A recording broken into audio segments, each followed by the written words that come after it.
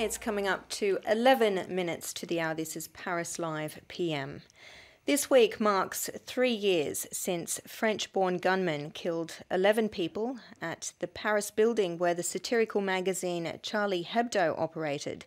Then 2 days later, on January 9, a policewoman was shot dead, followed by 4 hostages at a Jewish supermarket in the city's east. The attack led to the Je suis Charlie, I am Charlie tag, showing solidarity with the victims and support for France's freedom of speech laws.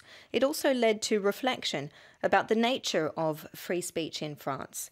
So what's the thinking 3 years on? Are we still Charlie? With me to discuss this is Madjid Messaoudene, a city councillor in Paris's northern working-class suburb of Saint-Denis. You're welcome to the programme. Hello, thank you.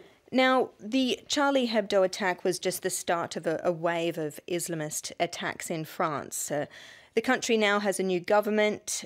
Tell us, in your view, is France a very different place today? How have things changed over the past 3 years? Well, of course, after the attacks, France has changed. But I think that 3 years after the attacks, we know that we have a lot of work still to do.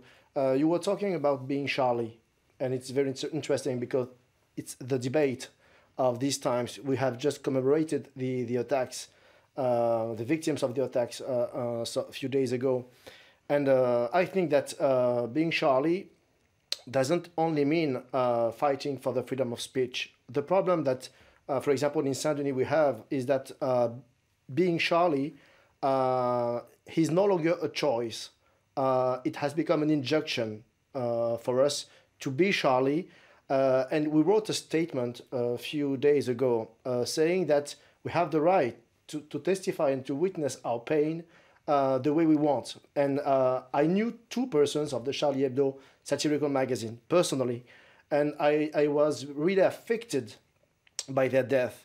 But I still have the right to criticize the caricatures, to criticize the political line of Charlie Hebdo. So I don't define myself being Charlie, but I was very affected by the attacks. And I really was affected by the dead people, the shot people in the hypercachère, the 2 policemen, one policeman and one policewoman shot dead by the Kouachi brothers. So I think that we must be careful that being Charlie will not be used by people to force us to join one camp. Now, just for our listeners outside of France, I want to focus a little bit on the department of Saint-Denis in northern Paris. It is very working class. Yeah. Following the Paris attacks in November 2015, one of the ringleaders was actually shot dead in Saint-Denis in a raid. Now, the perpetrators of attacks often do come from the poorer, underprivileged, working class areas. In particular, with Saint-Denis, some media reports have described it as a hotbed of terrorism. Is there any truth to that? Well, I live in Saint-Denis since 2006. I'm elected there since 2008. And what I can tell you is that it's a working class city. You've said it. It's really mixed. We have more than 100 nationalities there. And indeed, media describe the city as an Islamist city. Figaro, for example, made an amalgam between Islam and terrorism. But what the media never said is that no one from Saint-Denis went to Syria or to Iraq. No one. So I think that we have to deal with the problems. Many came from Belgium, for example, and many others from France, but none of them was from Saint-Denis. So we suffered from the attacks on November 13th at the Stade de France, and we suffered from the assault against the building, because what people didn't say is that after this assault, many families stayed in the street without any solution of housing. And that's what we condemned after this assault. in fact, police had to intervene. Police had to come and to kill these terrorists. But the problem is that after that, many families were on the street, in the street, and many of them were poor. Many of them were from foreign countries, foreign origins, and I think that explains the fact that these people have just been abandoned. Now, just briefly, you touched on it there. After the Charlie Hebdo attacks, there was some suggestion that people who didn't fully take on the "Je suis Charlie" moniker were perhaps not fully French. There was some stigmatization there. Do you feel that tag has ever really resonated in Saint-Denis? Well, many people in Saint-Denis, the mayor, for example, put a big banner on the city hall saying, "I am Charlie" in many languages, in Arabic, in French, in Japanese, in Chinese, in all languages. So many people in Saint-Denis recognize themselves as being Charlie. And I think that should be something like freedom for these people.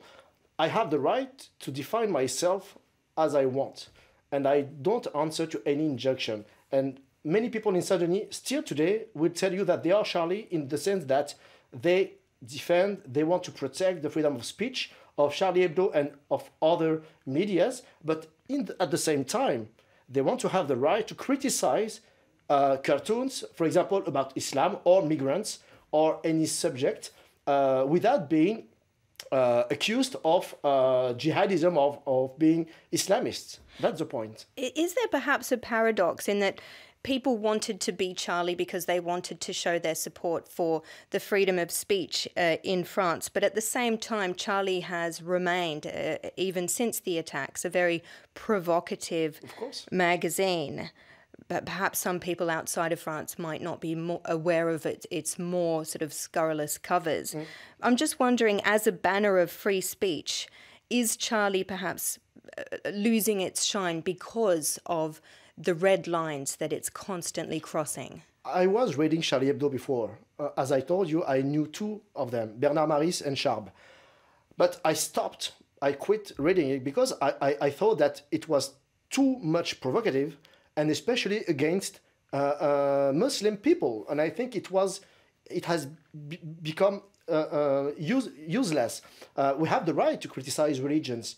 I do it myself. But the problem is that they often target the same religion, and I don't think it's very useful to offend millions of people. So I think Charlie Hebdo crossed red lines often, but they don't deserve what happened to them. We have to continue to defend the right to caricature, to write articles, but we have the right to criticize them. We have the right to say that they are going too far, and this freedom should be recognized also, and it's not really the case.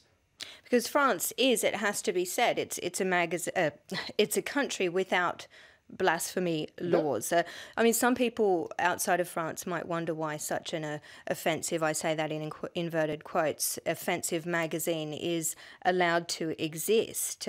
In France, it's an offence to deny the Holocaust, to incite hatred, but it's not an offence to lampoon religion. And Charlie Hebdo would say that it lampoons all religions equally.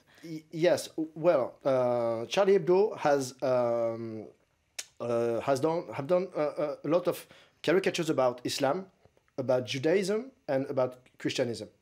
It's true, but when you target Islam, you target people that are already weak, that are already the targets in the world of many people, of many governments in Europe.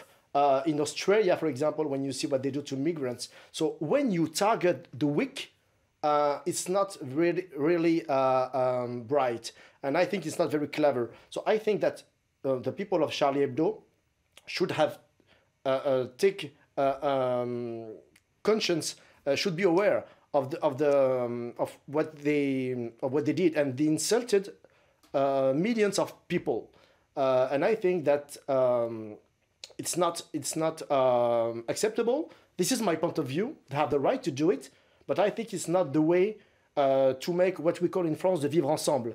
And I think if we want to build a real nation with no discrimination, we have to respect all the believers, and Muslims are included. Okay, thank you very much. Unfortunately, we've run out of time there. Madjid Messaoudene, a city councillor in Paris's northern Saint-Denis region. Thank you very much for being on the programme. Thank you.